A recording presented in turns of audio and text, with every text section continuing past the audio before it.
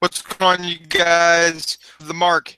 It's a Friday. We're a little late on our show, but as usual, I'm Matt. He's Dan. We're here, and we're going to talk some wrestling. Dan, how you been, buddy? Yay. Pretty good, man. Pretty good, dude. Just hanging out. Actually, I felt like this week wasn't awful. Raw was a little bit above average, I would say, overall. And NXT, I thought was a really good show. I haven't been able to watch SmackDown yet, but I plan to just to see Styles Owens. Yeah, for sure, for sure. Styles Owens is definitely a match worth seeing. So let's start. We're gonna do something a little different. Normally, we can write down a review of each show. Let's do something a little different this week. Let's just kind of gloss over everything. There's some news that's come out regarding injuries and returns that I definitely want to get to this week, and we want to try to keep this show not like an hour and a half long for you guys. We want to definitely keep it shorter, probably around that half hour, 45-minute mark. So let's start on Raw. A couple things worth of note that we can talk about. Mick Foley made an appearance on Monday Night Raw like a month and a half after saying that he wasn't a fan anymore. So, there's that. Undertaker and Shane in the same ring together. That closed the show. Dolph Ziggler versus Triple H, which closed the show. And then the infamous return of Roman Reigns. Yeah. So let's kick things off with Foley and Ambrose. Okay.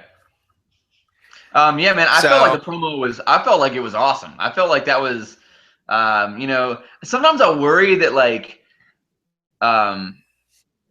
times have passed Mick, because it's like sometimes there's been a couple times in the past that he's done he's tried to be serious Mick in a promo, but it's been too cheesy, and it's almost like it just felt dated. Like it felt like a '90s aggressive promo, But this was perfect. I mean, I felt like.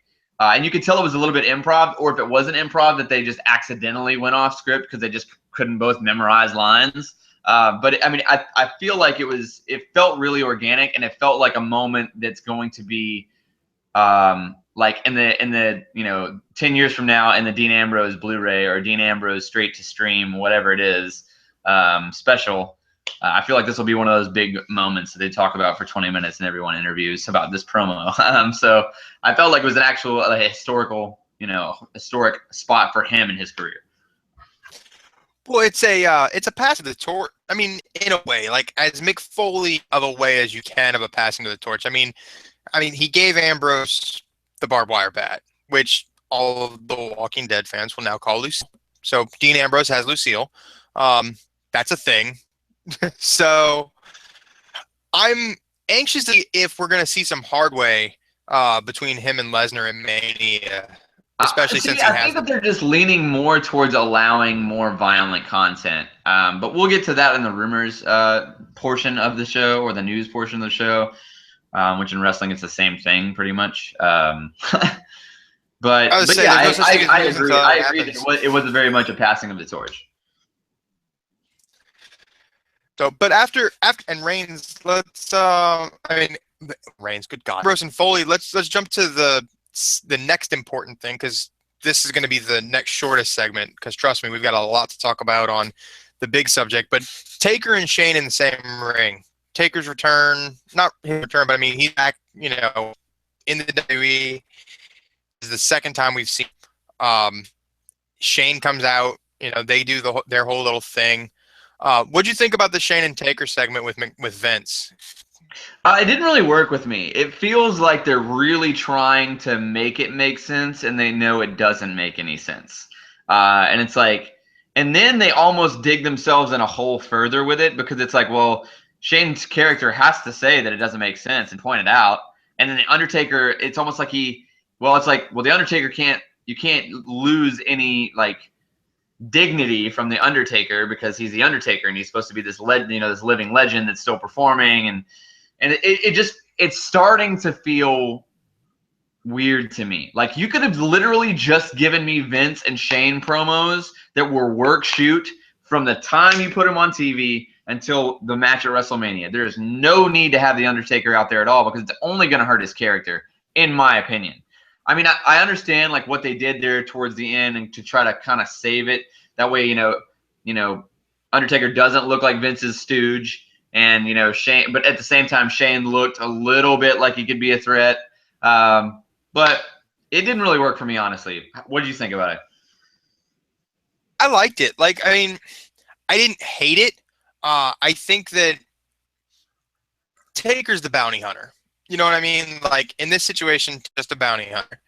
You know, Vince assigned the match, Taker does the match. Like that's pretty much how. And that's simple enough to make sense. You know what I mean? Like there doesn't need to be some nefarious story as to why Taker's fighting Shane. Taker's I fighting agree. Shane because he's told to. I agree. It's just less for me. It's less is more. So I really think I don't think there needs to be a bunch of interaction between Shane and Taker. I do think it needs to be there because you need to build Shane. You know what I mean? Like Shane needs some credibility, like the dodging the choke slam, the corner, and all that. Like that worked. You know, like it helped make Shane look a little better. And the fact that Vince was the reason that he took a choke slam, that still kind of protects Shane and lets Taker look good. And Taker doesn't lose anything making Shane look good. Yeah. Both pay. Yeah, I mean, it makes sense story-wise. I would have written it differently, as every other Mark would say. Well, of course. But taking it for what it is, it wasn't the worst segment of the night. It wasn't the best segment of the night, but it wasn't the worst segment of the night. And that's a trend. Yeah. There's a train right behind my house, literally right behind my house. But so yeah. Cool. Well, as we will road our way down the track. Literally a segue into the main event of the evening. Literally, consider it our main event. Actually, it wasn't the last match, was it? I don't think so. Ziggler it was the last actual match, and then they had the Undertaker McMahon segment after. Oh, you're right. But I want to talk about the Ziggler and Triple H segment first. Like, what'd you think of that segment? Like the talking segment where Ziggler came out and all that good junk. I heard a lot of. Good. We'll get to the rumors of it. I thought it was good. I think that Dolph did shoot a little, and I think that it did. I'm constantly gonna feel like this is what it is with Ziggler. With me, it's like he just still kind of he doesn't stutter. There's just something.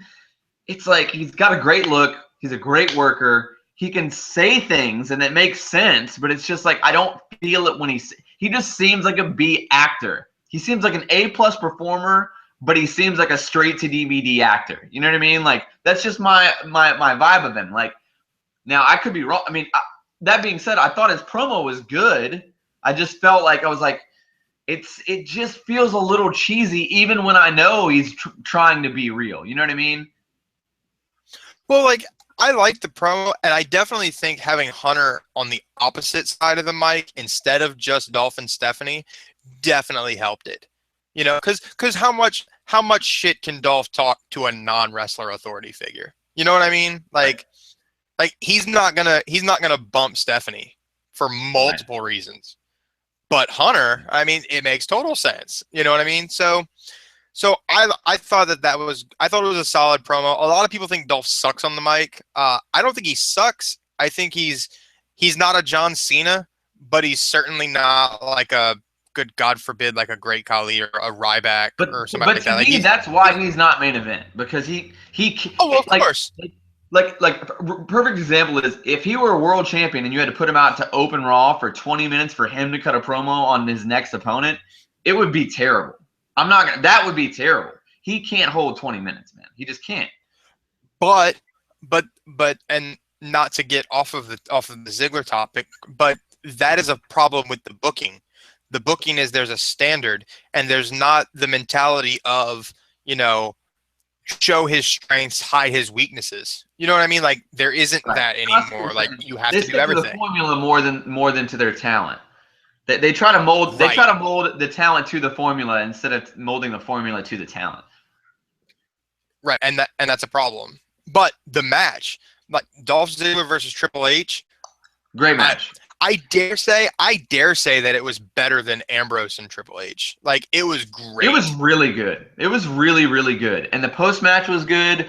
And the finish wasn't absolute garbage. Like at least it made sense, you know? I noticed that they teased just enough of like the same match that Ambrose and Trips did to make you be like, oh well, Ziggler's gonna slide in the ring and eat a pedigree. But then he countered it. So like there was just enough different where like it was a completely different match. Yeah. At the same time, the formula was pretty much the same. You know what I mean? Like the barricade bump, the pedigree going into the ring. Like, you know, it was still some of the same but fundamentally the same, executed differently, I guess is kind of the weird way I have to put that. Definitely if Hunter is just working all kinds of crazy right now. Like the dude's selling like $1 million. I mean, his offense has always looked good, but he's selling great.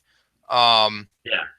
I really think that honestly, if WrestleMania 32 is a dud, it ain't his fault. I mean, the dude's working just as good as he has.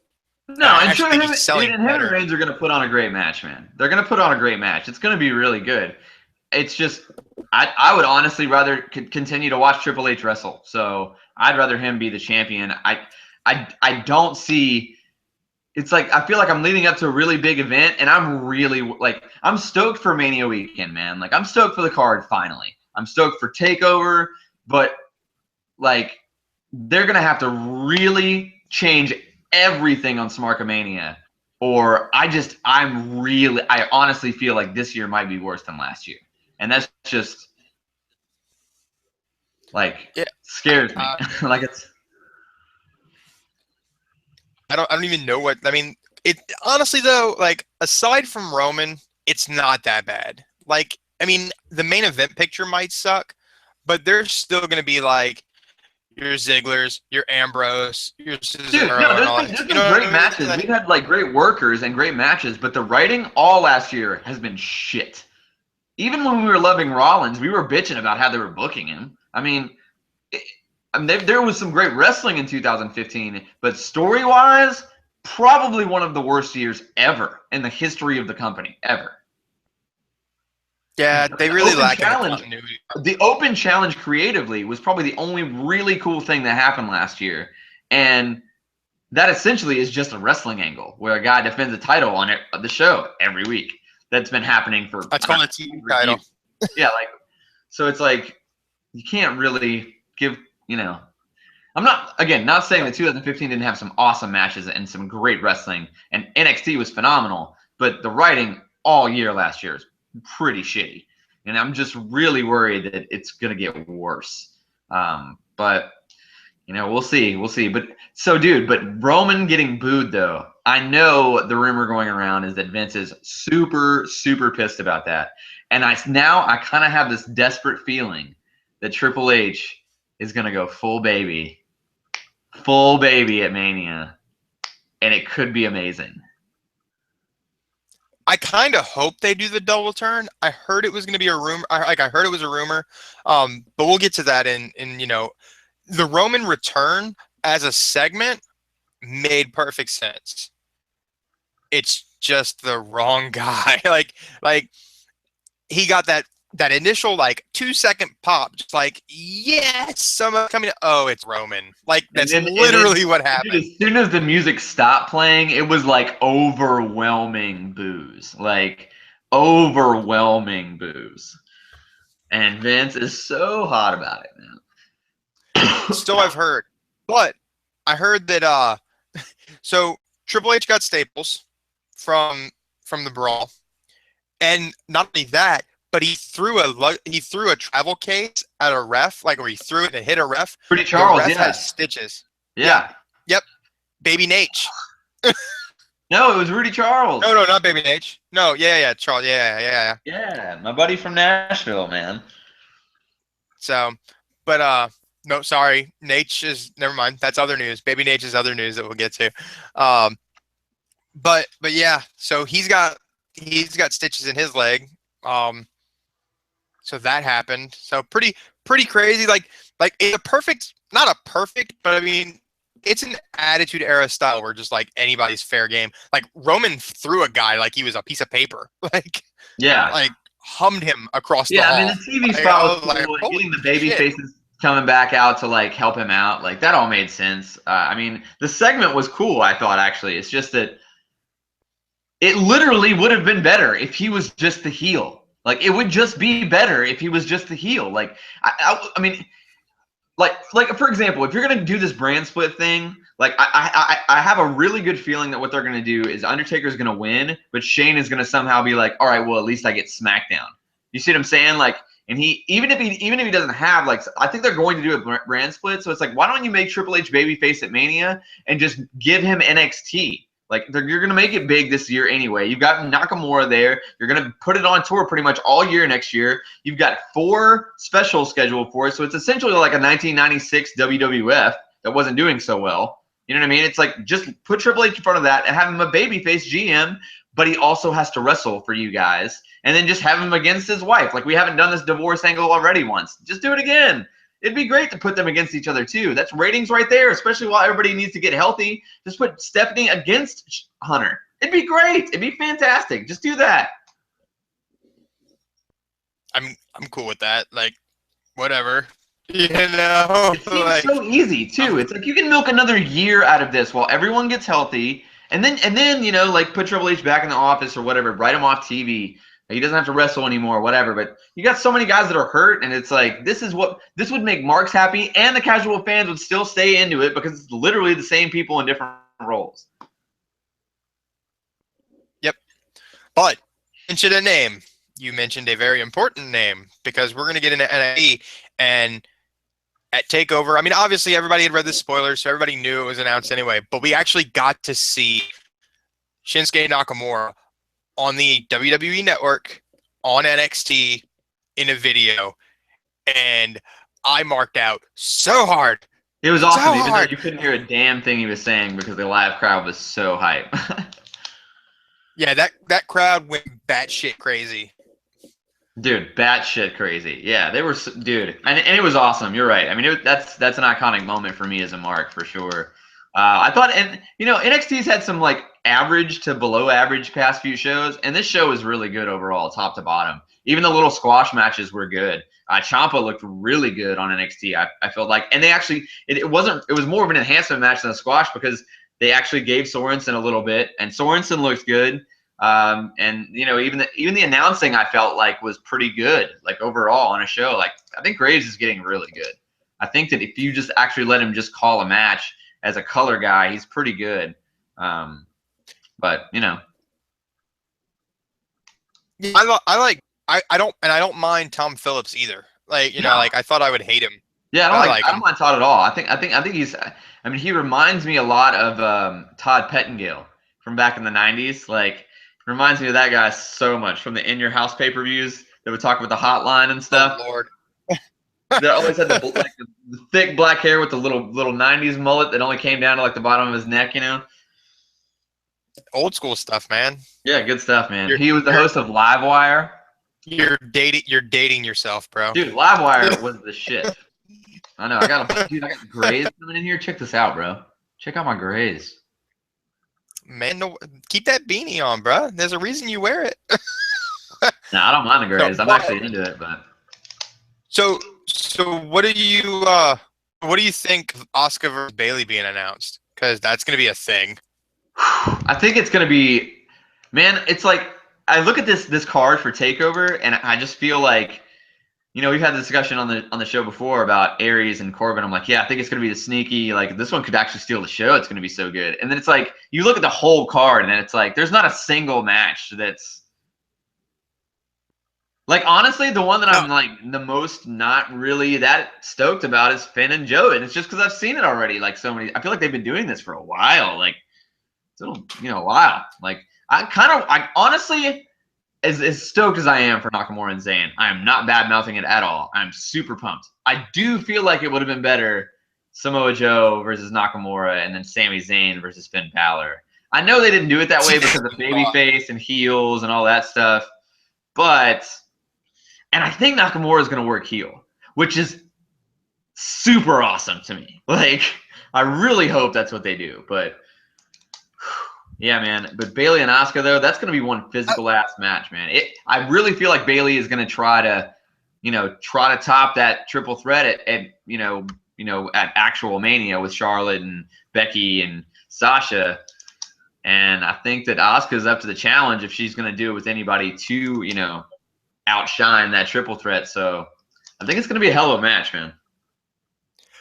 I will be interested to see what, I mean, obviously number wise, like, that Mania is going to do better number wise, but I'll be interested to see what the IWC is talking about more at the end of the weekend. Like, are you talking about NXT more, or are you talking about Mania more? I mean, like, Yeah. I mean, I know, like, for us, I'm torn, like, because, like, as far as being a smart goes, like, I'm all over freaking NXT, man. But Mania is still Mania. You know what I mean? So Yeah. NXT looks great from top to bottom. The American Alphas versus the Vaudevillains was fantastic this week, which obviously just adds to the stacked card Really at good. It was really good. TakeOver. It was really good. Gable's a monster. Just, Dude, just I a mean, monster. yeah, dude. And honestly, like, the Vaudevillains worked a really good match, and they deserve a lot of credit because this was the best match they've worked in a long time. And I felt like Jason Jordan wasn't just a hot tag in this match. Like, he kind of proved to me personally that they're like, okay, because for a while I was like, oh, well, even now that Jordan's over, the only reason he's actually still over, it's like, to me, he wasn't really any different than when he was looking for a tag partner and he found Gable in the ring. He wasn't really that much different.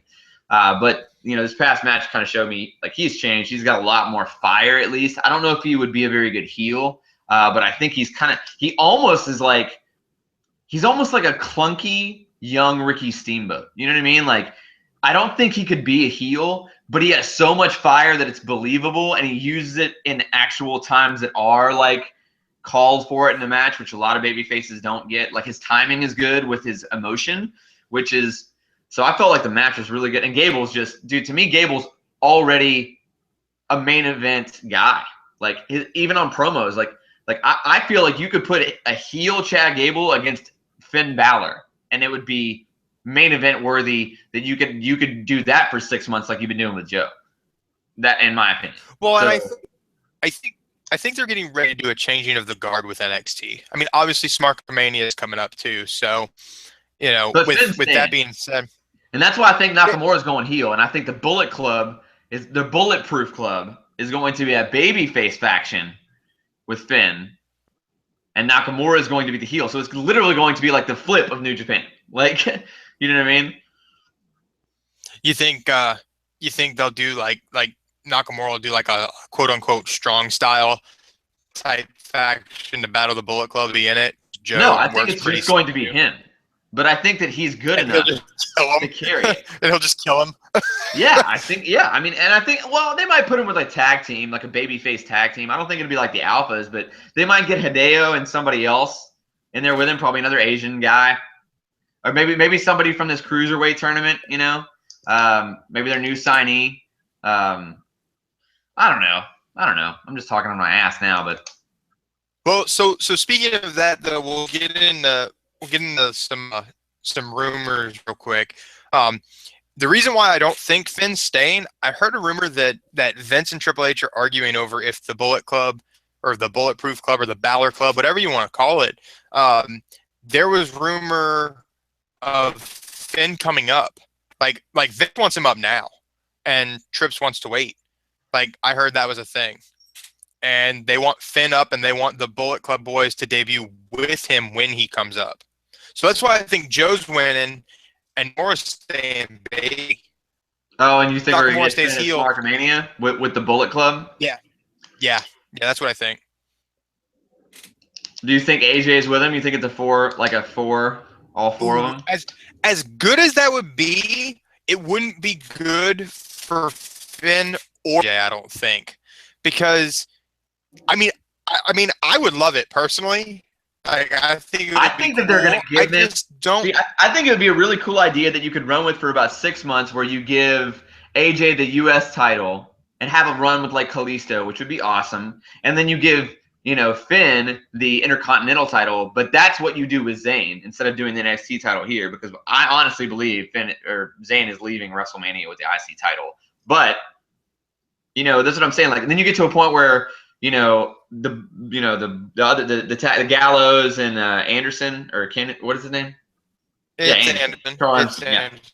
Yeah. So like those two guys, you give them the tag titles. So you at one point you actually have U.S. champ, IC champ, tag champs. That's your stable. Like they can all be doing completely separate angles. Like New Day and that tag team would be phenomenal. Those matches would be really good. You know what I'm saying? And then you have one of them turn. Probably AJ turn heel against Finn, and that's when they build themselves into the world title picture. I think it's a good idea because you're gonna have Rollins coming back. He's gonna be in the title picture again when he comes back this year. He's got to be right off the bat. Orton's coming back. He's gonna want to be in the world title picture. And where else can you really put him? Cesaro's. You see what I'm saying? Like all these guys are coming back. That's what they're gonna be doing next year. Is debut like the return of whoever goes for the title.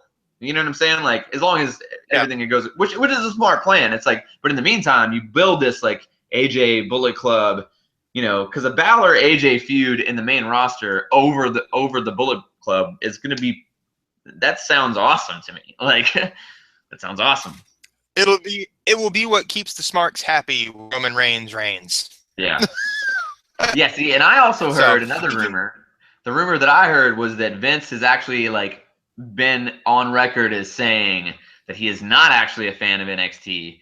That he doesn't see any money stars coming out of NXT. He sees good wrestlers, but he also sees it as a big expenditure because there's a shitload of guys that are signed with NXT that don't ever work on the show. You know what I'm saying? Like they're like, when was the last time we saw Ciampa? You know what I'm saying? And it's like all these guys, a shitload of people are just getting paid to train there. So like in his mind, it's like, well, if I'm going to sign these indie guys and pay them all this money and they're on my show, then I might as well get them up here. I think that's why it's like, it's not so much that he's a fan of Finn as it is like, well, I'm already paying him this much fucking money. I don't want to keep him on NXT. I need TV ratings, and he's only getting over to the marks that have the network. But I don't think he actually believes in Finn as a star. The only guy that I can see in NXT right now that would be a Vince McMahon style guy that could be a main event star is Baron Corbin to me. Not that Baron Corbin's a great worker, but Baron Corbin could beat Kevin Nash easy. Easy. Yeah. Yep.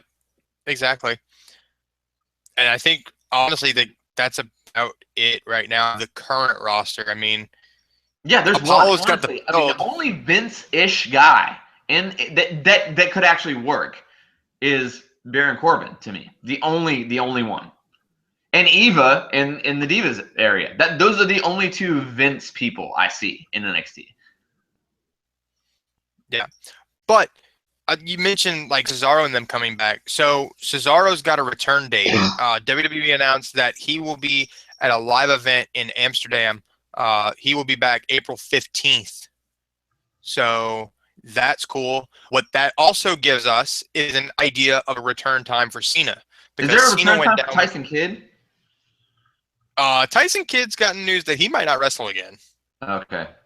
That was a while back, so that's still kind of touch and go. But Cesaro and Cena have pretty much the same injury. Like it was similar in style, like the shoulder injury, and they both kind of had the same amount of time on it. Yeah. So if Cesaro is going to be back in April, we can expect Cena back around the same time or a little after.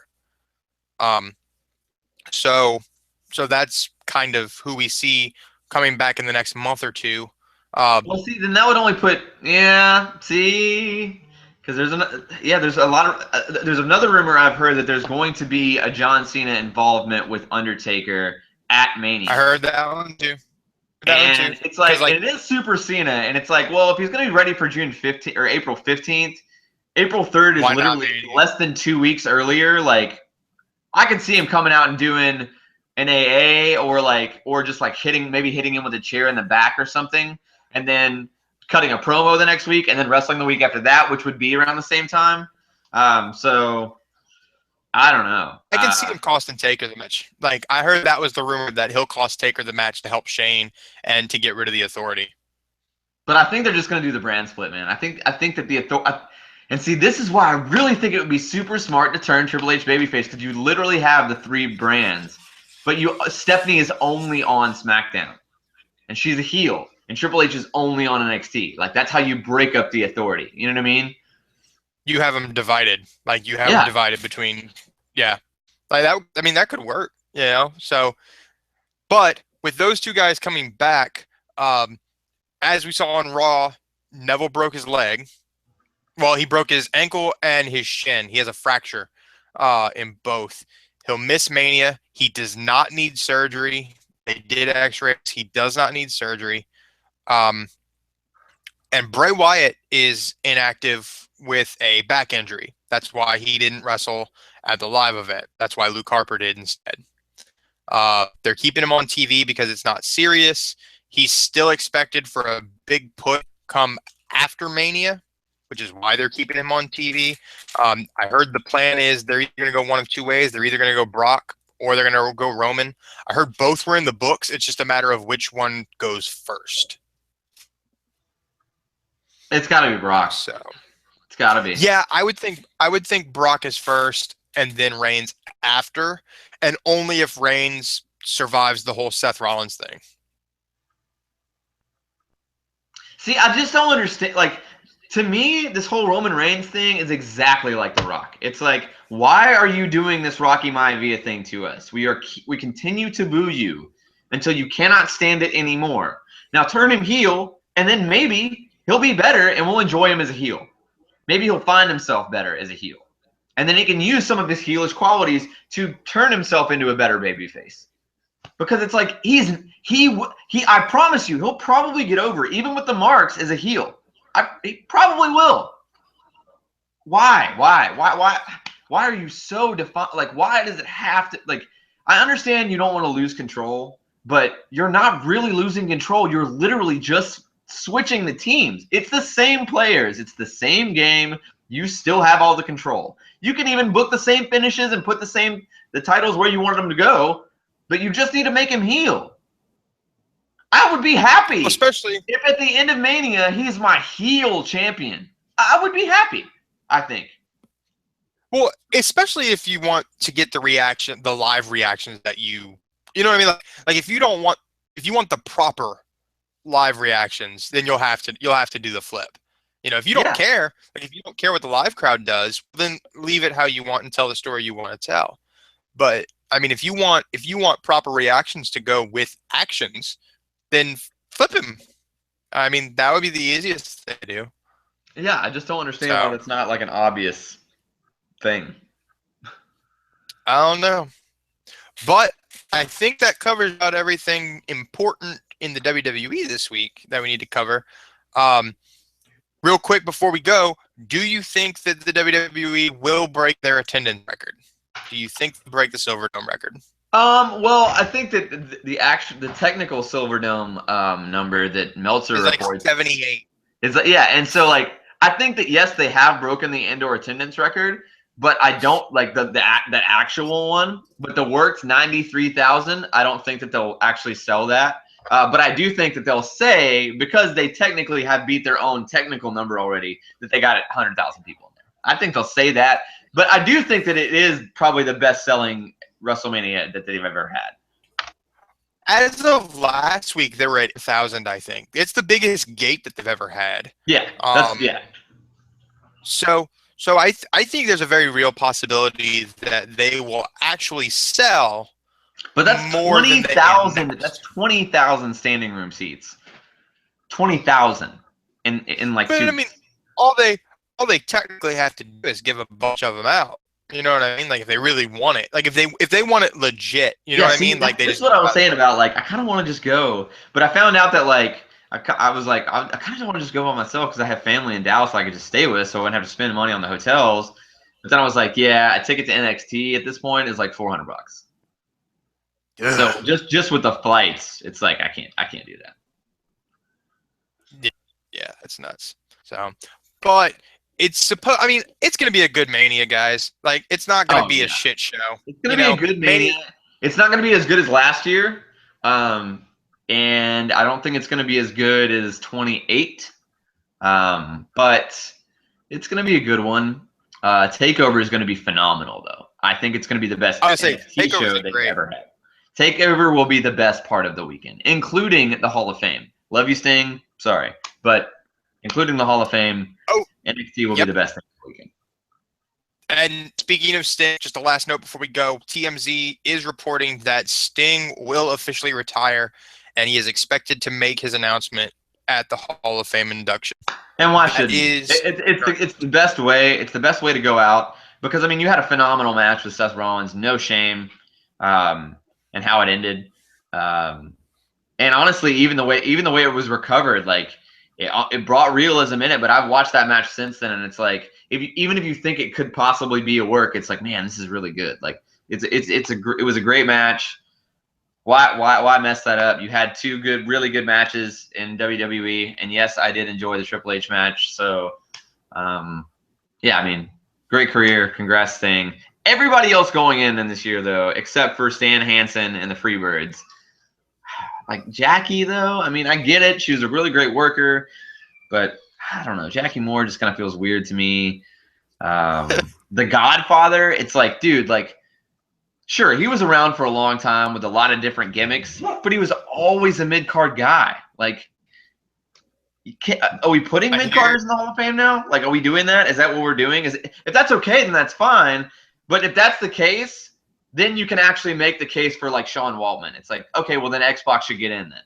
Like, it's like he was 6. He was never really got past the mid-card, but he was around for all that huge shit. And he's part of the clique, so he'll probably get in anyway. So maybe that's he's going in. Maybe that's Tripp's thing. Maybe he's like, all right, I'll let in Rikishi, and then I'll let in like the Godfather. Maybe I'll let in Val Venus or something like that. And then it's like then I'll put in X-Pac. So that way everybody's like, oh, okay, well that makes sense. We can put in X-Pac. Hey man, X-Pac did a bunch of shit, man. Tag champ. No, I know. I'm not knocking him. I'm not knocking him. I actually don't have any heat with X-Pac. Like I've been really skinny my whole life. Like I weigh 135 pounds and I'm 6 feet tall, man. So growing up as a wrestling fan, I loved Sean Waltman, dude. Loved the 1, 2, 3 Kid. Loved Six. I was super into it. X-Pac was my favorite after Shawn Michaels left in the Generation X for a while. I didn't like Triple H. My dog is losing her mind. But well. Yeah, I have no problem with him going in. It's just it does kind of seem like it's a little mid-cardy-ish. I mean, really? Am I wrong about the Godfather? I mean, you're not wrong. I hear that Papa Shango is pretty pissed about it though. Yeah. Yeah. So, but hey, that's the curse of WrestleMania this year. Shango didn't get in, so he put a curse on it. We're getting mid-carders and second-tier talent for the Hall of Fame. Yeah. That's a joke, people. That's not a knock. Down. Yeah, it's just a joke. Just a joke. So, but that's a week in wrestling, guys. I'm Matt. He's Dan. We're Mouth of the Mark. We're out. We'll see you next week. We're 1 week closer to Mania. Peace.